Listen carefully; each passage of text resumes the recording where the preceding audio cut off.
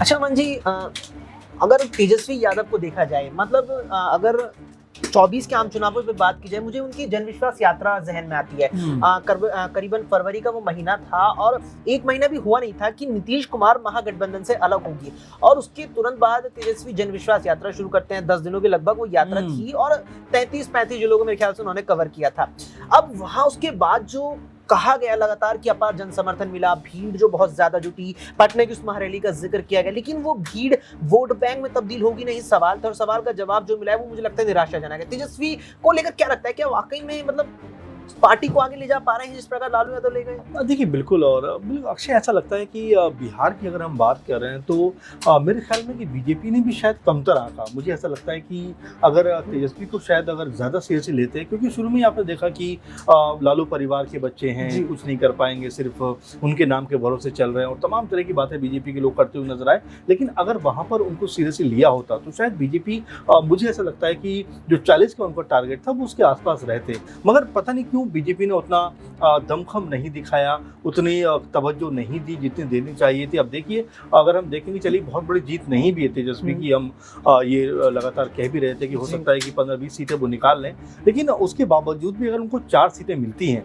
तो ये बताता है कि जिस पार्टी की 2019 में एक भी सीट नहीं थी लोकसभा में, अगर वो 4 सीटें निकाल लेते, इसका मतलब कहीं ना कहीं दबदबा बन रहा है उनका। और कहीं ना कहीं ये भी बात मुझे लगता है हो जाती है कि जब तेजस्वी यादव अब मुख्य रूप से कहीं ना कहीं कमान भी उन्हीं के हाथों में, ऐसा नहीं है कि लगभग अगर बिहार में ये भी एक हुआ है कि लालू के नाम पे नहीं लड़ा चुनाव, वही चीज तेजस्वी के नाम पे लड़ा गया चुनाव है। और जाहिर बात है कि अब तेजस्वी की यहाँ से मुझे लगता है कि बिहार के अंदर एक थोड़ा सा जो इम्पैक्ट है वो ज्यादा क्रिएट होता हुआ नजर आएगा। आपने देखा कि जिस तरह जन विश्वास यात्रा वो शुरू करते हैं, बहुत से लोग उनके साथ जुड़ते हैं, और वहीं से मुझे ऐसा लग रहा है कॉन्फिडेंस आता है, क्योंकि उसके बाद जब पटना में उन्होंने जो महारैली की थी उसमें कई लाख लोग बताए जा रहे थे कि वहां पर थे। इसके बाद आप देखिए इन चुनावों में भी तकरीबन अक्षय अगर देखें कि मुझे ऐसा लग रहा है कि 200-250 रैलियां उन्होंने की हैं, जिसे उन्होंने बताया भी है, और चर्चाओं में रहे। केक भी उन्होंने काटा था लगभग 200, बिल्कुल, हाँ, 200 प्लस का केक भी काटा, और जाहिर बात है मछली भी उसी में खाई थी, और बवाल भी हुआ था उसमें। लेकिन इन सबको भी बीजेपी, मुझे ऐसा लग रहा है कि भुना नहीं पाई, और अगर इन सब मुद्दों पे अगर बीजेपी थोड़ा सा अग्रेसिव होती और ज्यादा आक्रामक दिखाई पड़ती, क्योंकि गिरिराज सिंह जैसा नाम उनके साथ में था, अगर इसको बड़े लेवल पे लेके जाते तो शायद कुछ फायदा हो सकता था। लेकिन अमन जी, जब तेजस्वी की बात आती है, मुझे एक और कहीं ना कहीं सवाल जहन में आता है कि तेजस्वी यादव एक और है बिहार में, अगर युवा नेताओं की तरफ देखा जाए, दूसरे चिराग पासवान नजर आते हैं। पार्टी में टूट भी कहीं ना कहीं उनकी पड़ी, और जब 5 सीटें एनडीए ने उन्हें दी, या कहीं बीजेपी आलाकमान ने एनडीए गठबंधन के तहत दी थी उन्हें, उसके बाद भी उनकी पार्टी में लगभग 22 नेताओं ने इस्तीफा दिया था। उसके बावजूद भी जो एलजेपीआर है वो 5 सीटें जीतने में कामयाब रही। अगर दोनों नेताओं को देखिए, कहाँ आंकलन लगता है, दोनों का आंकलन कहाँ? जाहिर बात है कि दोनों ही अगर देखा जाए अक्सर, तो ऐसा लगता है कि जुझारू भी हैं, बिहार को आगे बढ़ते हुए देखना भी चाहते हैं, तमाम तरह से उनकी बातों को सुनो तो दोनों हमेशा यही कहते हैं कि बिहार को बेहतर होना चाहिए।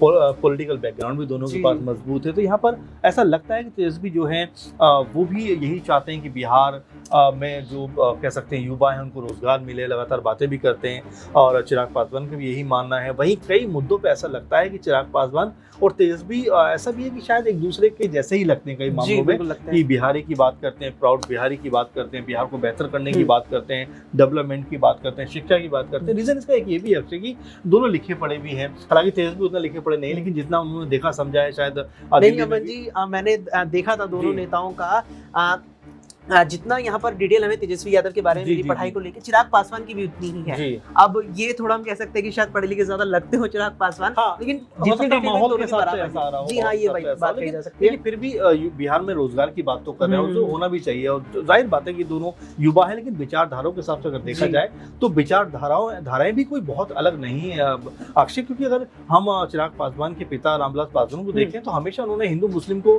मिलाकर चलने की बात करते रहे। वहीं जो लालू यादव रहे उनका भी यही बैकग्राउंड रहा है, तो विचारधारा के हिसाब से दोनों आसपास नजर आते हैं। लेकिन देखिए, राजनीतिक मजबूरी कह लीजिए, राजनीतिक समझ कह लीजिए, कि चिराग पासवान को शायद ज्यादा पता था कि अगर हम बीजेपी के साथ रहेंगे तो हमें फायदा मिलेगा, और देखिए फायदा मिला भी है।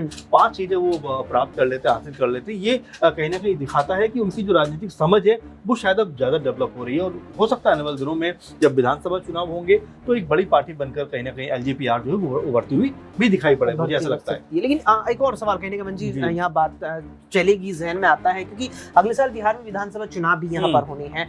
और देखा जाए अगर एलजेपीआर ने 5 सीटें तो जीत ली और आरजेडी ने भी कहीं ना कहीं तेजस्वी के नेतृत्व में 4 सीटें जीत ली, लेकिन भाजपा जो 5 सीटें हारी है, 17 से 5 हार के 12 पे आई है। अगले साल विधानसभा चुनाव होने हैं और विधानसभा चुनावों में जो बीते जो 2 विधानसभा चुनाव बिहार के रही हैं, वहां भाजपा का प्रदर्शन भी नीतीश कुमार के साथ बेहतर रहा है अपेक्षा करें अकेले लड़ने की। अगर नीतीश कुमार अलग फिर से हो जाते हैं तो मुझे तो लगता है सबसे पहले यहाँ एनडीए की जो केंद्र सरकार है वो भी हिल जाएगी। क्या यहाँ लगता है कि भाजपा के प्रदर्शन पर भी फर्क पड़ेगा विधानसभा में? देखिए, नीतीश का जिक्र आपने कर दिया तो मुझे जैसे हमका इतिहास देखा, आपने भी देखा होगा, तमाम दर्शकों ने हमारे देखा होगा कि पलटी मारना उनके लिए कोई नई बात नहीं है। यहाँ से वहाँ, वहाँ से वहाँ, और इसीलिए उनको पलटू और तमाम तरह के नामों से पुकारा जाता है बिहार के अंदर। और जाहिर बात है कि मुझे लगता नहीं कि 5 साल का बहुत लंबे समय होता है अक्षय, और 5 साल में दुनिया बदल जाती है, चीज़ें बदल जाती हैं, सोच बदल जाती है। कई मुद्दे ऐसे हैं जो अभी से दिख रहा है कि उस पर ज़रूर आपस में असहमति रहेगी। अग्निवीर का मुद्दा ले लीजिए आप, यूसीसी का मुद्दा ले लीजिए, एनआरसी वाला मामला है, और भी कई ऐसे मामले ज़रूर निकल कर सामने आएंगे जहाँ पर आपस में टकराहट की स्थिति और यूसीसी का जिक्र आपने किया, मुझे अग्निवीर पे जहन में भी आता है कि योजना जब सरकार के द्वारा लाई गई तो बिहार में बवाल भी बहुत हुआ था। बिल्कुल वही बात मैं कह रहा हूँ कि जरूर ऐसे मुद्दे सामने आएंगे जिस पर आपस में जो है कई मुद्दों पर असहमति बन सकती है, और यहाँ पर मुश्किलात ये पैदा होंगी कि सरकार का भी गिरना लगभग ऐसा लगता है कि चलिए गिरेगी भी नहीं तो मुश्किल में जरूर आ सकती है, क्योंकि नीतीश कुमार और साथ में टीडीपी भी मुझे लगता है कुछ वैसे ही है, कभी यहाँ कभी वहाँ, और ऐसा लग रहा है कि कुछ मुद्दों पर साल मार्च में आए हैं और 4-5 साल के गैप के बाद आए हैं, तो कभी भी कुछ हो सकता है। लेकिन हाँ, बिहार के नजरिए से अगर देखा जाए, मैं जहाँ तक देख रहा हूँ अक्षय, तो बीजेपी को समझने की जरूरत है कि जो युवा है बिहार में, अब वो तेजस्वी को अपना हीरो मानने लग गए हैं। और जाहिर बात है कि उनकी जो रैलियों में देखिए या उनके जो यात्रा में लोग जिस तरह से नजर आए, वो ये बता रहे हैं कि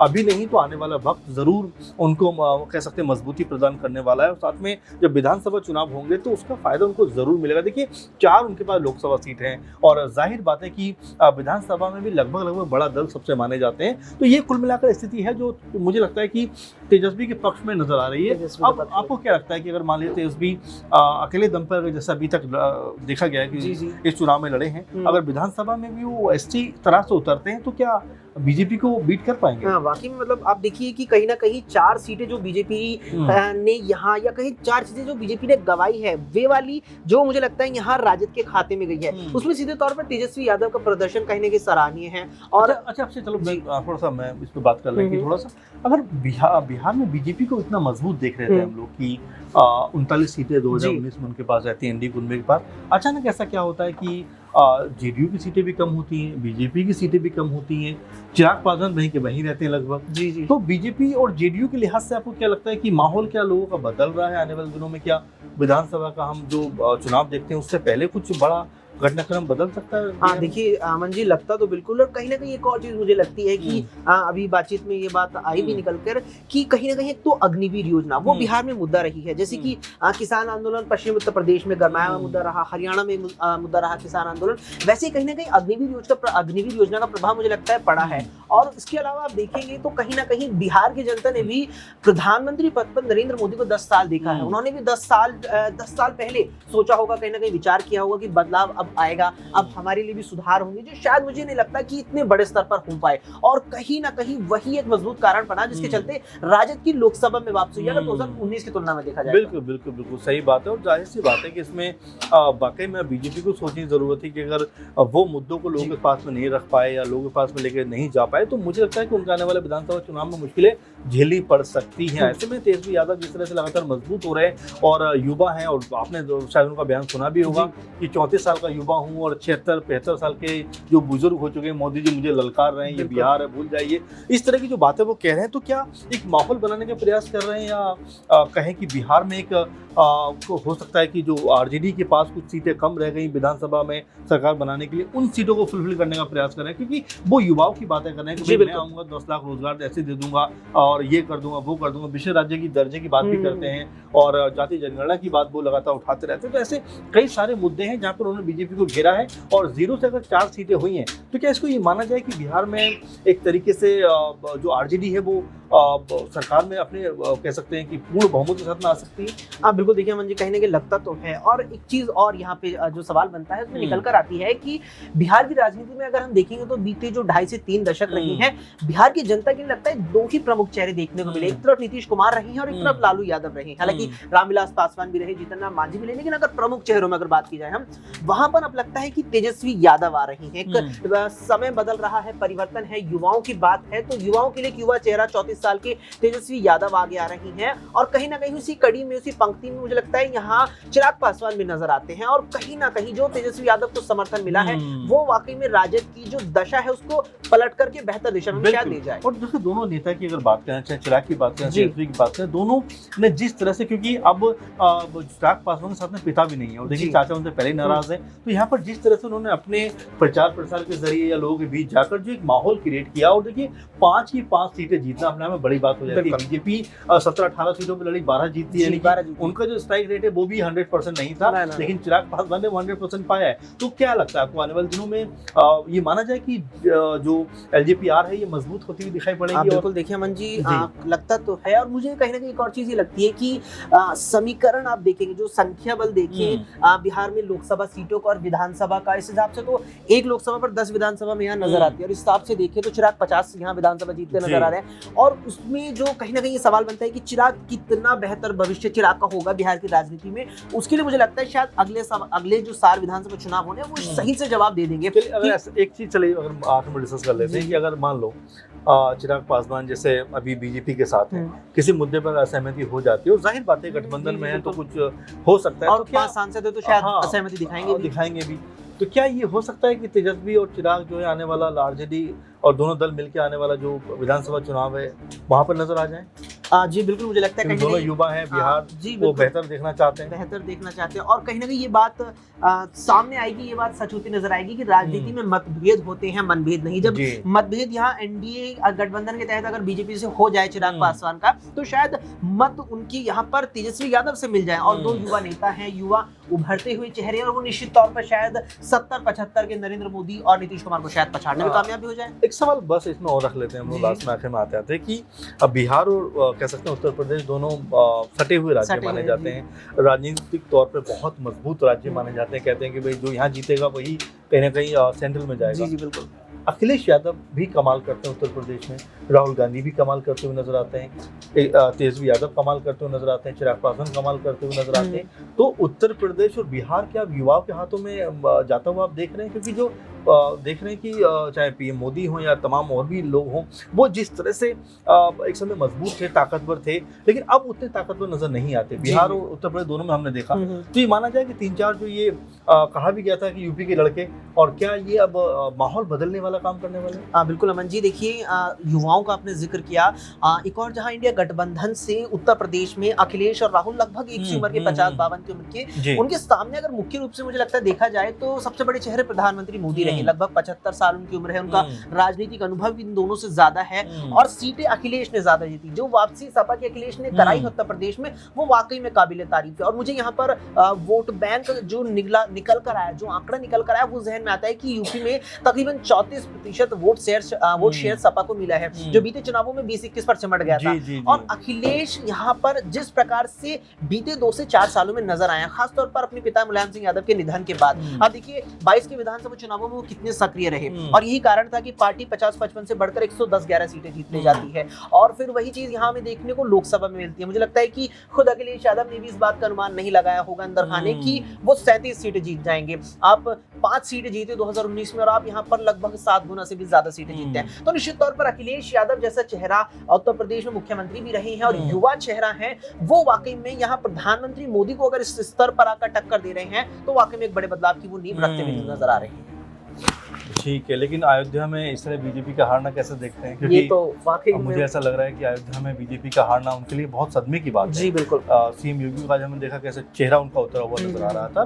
तो क्या लगता है कि अयोध्या में हारने के क्या कारण रहे होंगे, और क्या वाकई में अब हिंदुत्व की जो राजनीति थी बीजेपी की, क्या वो अब एक तरीके से उस पर पूर्ण विराम लगता हुआ दिखाई पड़ सकता है, या यहाँ से कुछ और प्लानिंग बीजेपी करेगी? बिल्कुल देखिए अमन जी, अगर अयोध्या से इस बात का आंकलन किया जाए तो निश्चित तौर पर निकल कर यही आता है कि जो हिंदुत्व की राजनीति बीते लगभग 44 साल में भाजपा करती आई है, वो अब यहाँ ढलान की ओर है। मतलब लगता है कि कहीं ना कहीं 2014 भी वो चढ़ाई पर थी, चढ़ रही थी। 19 में भी बढ़ोतरी हुई थी सीटों की, तकरीबन 19-20 सीटें बढ़कर आई थी केंद्र में। लेकिन जो अयोध्या के परिणाम आए हैं, और शायद अयोध्या तो किसी ने भी नहीं सोचा होगा, खुद अखिलेश ने, राहुल ने ना सोचा होगा कि अयोध्या वो जीत जाएंगे, इस तरह के परिणाम आएंगे। लेकिन जो परिणाम निकल कर के आए हैं, वोटों का अंतर मुझे लगा बहुत बड़ा अंतर देखने को मिला, और वाकई में दिखाता है कि अब भाजपा को नीति बदलनी पड़ेगी अपनी। जिस रास्ते पर भाजपा है वो रास्ता अब जनता ने बड़ी संख्या में स्वीकारा नहीं है, और यही रास्ता चलता रहा तो मुझे लगता है कि अब विधानसभा में भी 3 साल के अंदर कुछ नुकसान हो ही जाएगा। तो मतलब बदलाव की राह पर है। जी बिल्कुल, बदलाव की राह पर ऐसी चीजों पर फिर बात करेंगे हम लोग, ठीक है? बिल्कुल फिर से बात करेंगे। लेकिन तेजस्वी यादव क्या मुख्यमंत्री पद के अब जाकर प्रबल दावेदार हैं, या और वक्त चाहिए? इस पर आपका क्या मानना है? कमेंट करके जरूर बताएं।